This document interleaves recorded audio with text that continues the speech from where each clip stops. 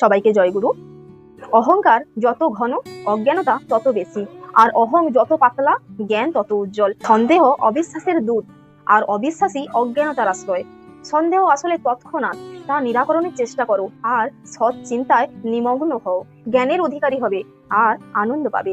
সৎ চিন্তায় কুজ্ঞান বা অজ্ঞান বা মোহ জন্মে তা পরিহার করো, দুঃখ হতে রক্ষা পাবে। তুমি অসতে যতই আসক্ত হবে ততই স্বার্থবুদ্ধি সম্পন্ন হবে, আর ততই কুজ্ঞান বা মোহে আচ্ছন্ন হয়ে পড়বে। আর রোগ, শোক, দারিদ্র, মৃত্যু ইত্যাদি যন্ত্রণা তোমার উপর ততই আধিপত্য করবে, ইহা নিশ্চয়। অহংকার আসক্তি এনে দেয়, আসক্তি এনে দেয় স্বার্থবুদ্ধি, স্বার্থবুদ্ধি আনে কাম, কাম হতেই ক্রোধের উৎপত্তি, আর ক্রোধ থেকেই আসে হিংসা।